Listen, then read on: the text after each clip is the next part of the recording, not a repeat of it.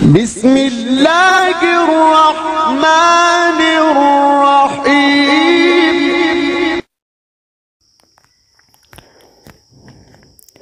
السلام عليكم ورحمة الله وبركاته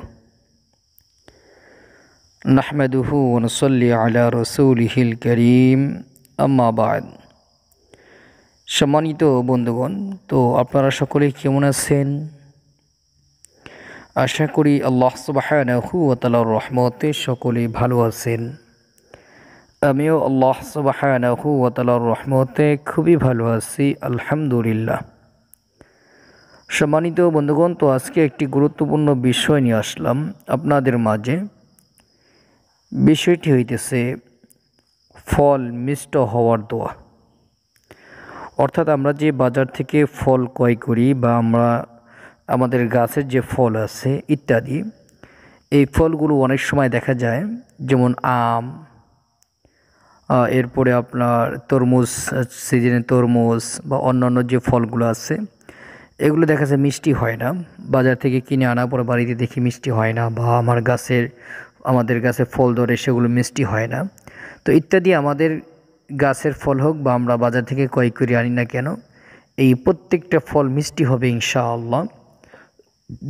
আমলটি দুইভাবে করতে হবে। একটা হলো যদি আমাদের নিজেদের গাছ হয়, তাহলে কোরআনে হাকিমের সূরা বাকারার 17 নম্বর আয়াত, সূরা বাকারার 17 নম্বর আয়াতি কারিমার একটি অংশ, ফাযাবাহুহা ওয়ামা কাদু ইয়াফআলুন।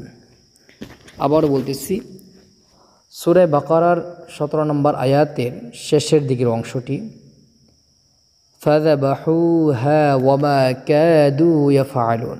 প্রথমে কয়েকবার ইস্তিগফার ও দরুদ পাঠ করে আয়াতি কারিমার এই অংশটুকু 100 বার পাঠ করবেন। এরপর সূরা ইখলাস, কুল হুয়াল্লাহু আহাদ, এই সূরাটি পাঠ করবেন 100 বার।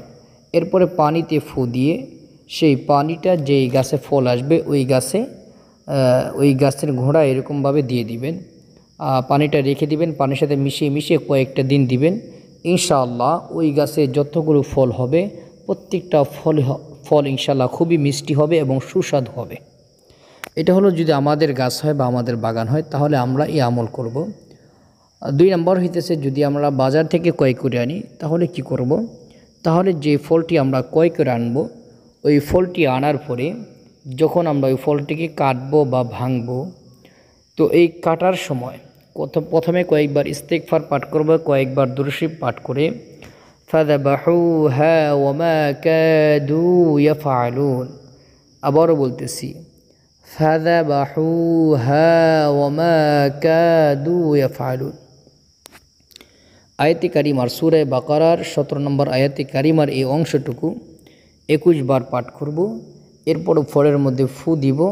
সেই ফল যদি একসাথে অনেকগুলো ফল থাকে, সবগুলোর মধ্যে একসাথে ফু দিয়ে দিতে পারবো, সমস্যা নেই ইনশাআল্লাহ। তো এই ফলের উপরে ফু দেওয়ার পরে এরপরে ফল কাটিয়া সেই ফলগুলো আমরা খেয়ে দেখব ইনশাআল্লাহ। যখন এই আয়াতের আমল করে ফল কাটবেন ইনশাআল্লাহ, সেই ফলটা খুবই মিষ্টি হবে এবং সুস্বাদু হবে ইনশাআল্লাহ। আল্লাহ সুবহানাহু ওয়া তাআলা আমাদেরকে দুনিয়ার যে কোনো সমস্যার সম্মুখীন হলে বেশি থেকে বেশি কোরআনী আমল করার তৌফিক দান করুন, আমিন। আসসালামু আলাইকুম ওয়া রাহমাতুল্লাহি ওয়া বারাকাতুহু।